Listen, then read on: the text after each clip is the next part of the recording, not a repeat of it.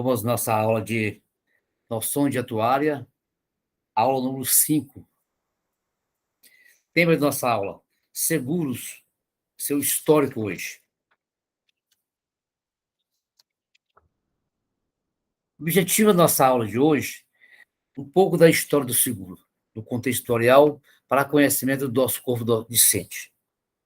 O atuário é responsável por mensurar os riscos assumidos pelas seguradoras, calculando as probabilidades associadas aos eventos e avaliando a magnitude dos impactos decorrentes.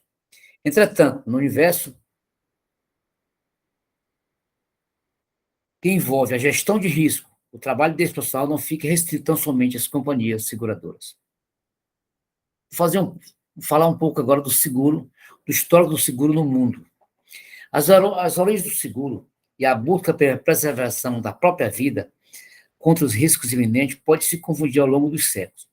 É comum encontrarmos relatos acerca das relações de mutualismo, das relações entre os comerciantes cameleiros na Babilônia há cerca de 25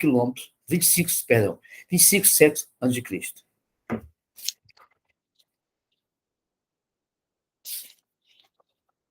Como as primeiras relações que poderiam caracterizar um acordo de seguro, por meio da assistência mutualista, um grupo de cameleiros que cruzava o deserto contabilizava quantos camelos haviam partido com a expedição e quantos chegaram vivos.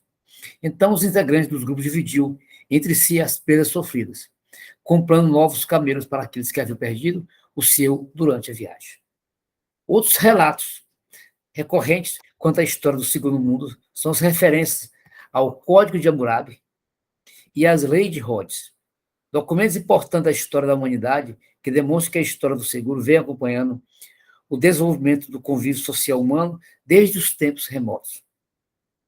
O Código de Hammurabi, baseado na lei de Talião, olho por olho, dente por dente, prevendo a punição proporcional a cada ato criminoso, contemplava leis civis, leis militares, políticas e comerciais, promovendo a fundação de uma associação de adquirir novos barcos ou burros aos comerciantes que perdessem os seus em decorrência de tempestades, protegendo tanto os comerciantes navegantes e membros de caravanas que cruzavam os desertos da região.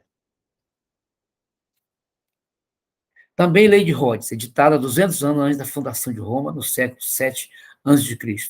Também regula o mutualismo dos transportes marítimos, repartindo prejuízos entre os donos da embarcação e os donos de carga, sendo possível observar princípios que regem a atual avaria grossa. Ou seja, naquela época já se falava, 200 anos antes de Cristo, se falava de avaria grossa, que na realidade veio prevalecer no tempo das grandes navegações, ou seja, de 1500 para cá. Navegações no mundo entre a Espanha, Portugal e outros países, Inglaterra e tal. O que é avaria grossa? A avaria grossa é aquela causada voluntariamente pelo capitão do navio com o propósito de evitar um mal maior, desde que o perigo arrastado não tenha sido causado pelo próprio comandante, a tripulação ou equiparado. Então, quando acontece de um navio ter uma situação extrema, onde tem possibilidade de vir a emergir, ou seja, naufragar, então o capitão muitas vezes toma a decisão de jogar a carga fora, ou seja, uma varia grossa, jogar toda a carga fora, toda aquela carga que está sendo levada.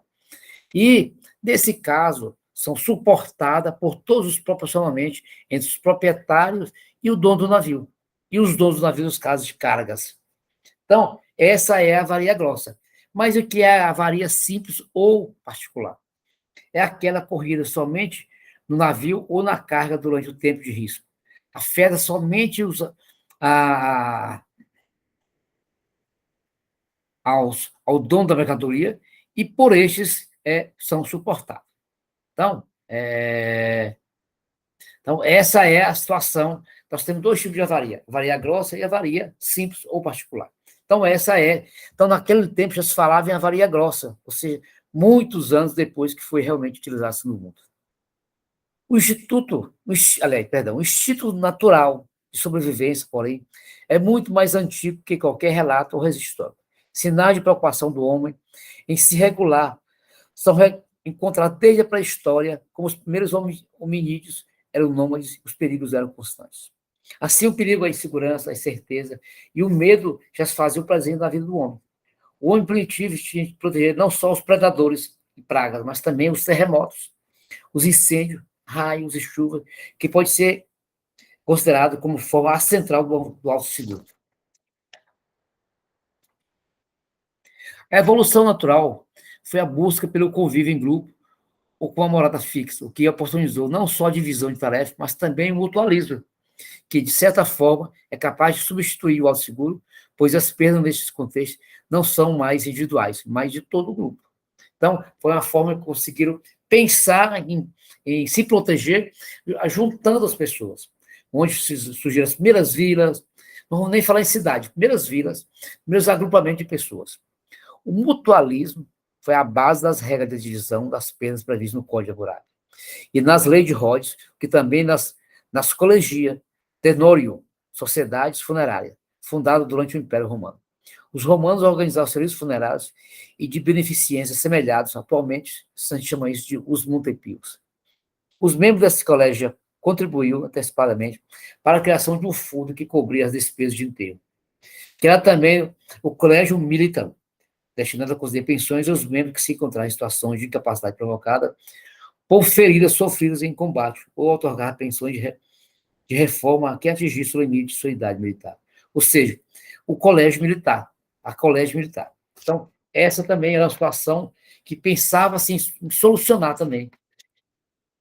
Desde então, diversas sociedades de caráter assistencial, mais tarde transformadas em associações de seguros mútuos, foram fundadas, principalmente no século X e século XI, particularmente para reparar desequilíbrios financeiros ocasionados por desaparecimento de bens móveis, escravos ou gados, incêndio e, especialmente, perda nos transportes marítimos. Era comum que um navegador pegasse de um empréstimo certa quantia de dinheiro para financiar sua viagem, dando em garantia ao seu navio. Caso que, ao fim da viagem, a carga chegasse ao porto, o empréstimo era pago acrescido de juros náuticos, caso contrário, a obrigação do pagamento cessava. Prática essa que foi proibida pelo Papa Gregório IX, em 1234, que, por meio do direito canônico, determinou que tal prática era usura ou sacrilégio, ou seja, um pecado mortal, pois, segundo o clero, apenas a vontade divina seria capaz de minimizar desgraças e infortúnio do homem. Você vê que a religião interferindo na vida das pessoas. Naquela época, muito mais, ela interferia, inclusive, ela cuidava do lado moral das pessoas. Com a proibição do seguro marítimo, os banqueiros, na época, criaram um mecanismo criativo para continuar a realizar o mutualismo. Eles passaram a comprar o navio e carga. Caso nada acontecesse nem com a carga, nem com o navio, o contrato era quebrado, obrigando o navegador a repor o valor do contrato acrescido de multa contratual equivalente aos juros sobre o capital. Em caso de sinistro, os navegantes ficavam com dinheiro e o banqueiro com prejuízo. Deste contrato de compra original, se atuais a pólice de seguro, sendo a primeira emitida em 1347, na cidade italiana de Genoa, uma pólice de seguro marítimo, um dos mais antigos que serviu de base para o desenvolvimento de vários outros. Aí agora nós falamos um pouquinho do seguro mundial, o histórico do seguro no mundo. Agora vamos falar um pouquinho do histórico do seguro no Brasil. Em 1810, Visconde de Cairu já dizia, depois se transformou-se em barão, já dizia que o comércio de seguros é um dos mais beneméritos da humanidade, especialmente quando seu objetivo é o amparo à viúva, do órfão, do velho, do jornaleiro, pobre ou debilitado pelo trabalho.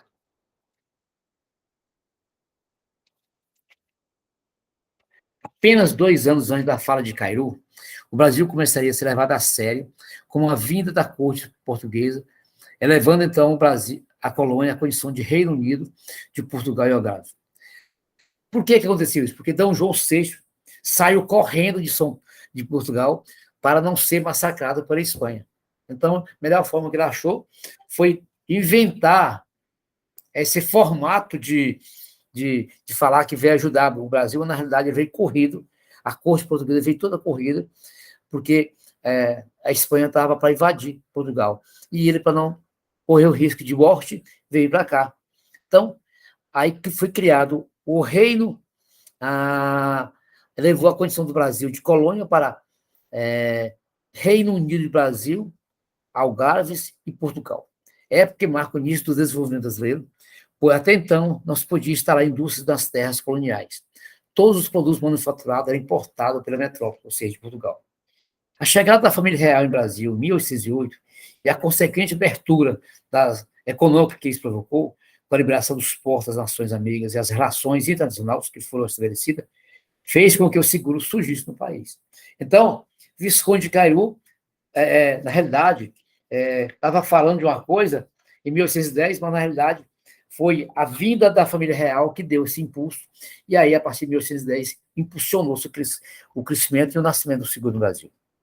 Nesse ano foi criada na Bahia a primeira seguradora brasileira, a Companhia de Seguros Boa Fé, regulada e dirigida pela Casa de Seguros de Lisboa. Na sequência, também, no território baiano, a Companhia de Seguros Conceito Público e, já em território fluminense, no ano 1610, a seguradora Identidade tiveram seu funcionamento autorizado. Toda essa restrita seguro para o comércio marítimo. Até a independência do Brasil, em 1822, por Dom Pedro I, todas as companhias seguradoras fundadas eram subordinadas às normas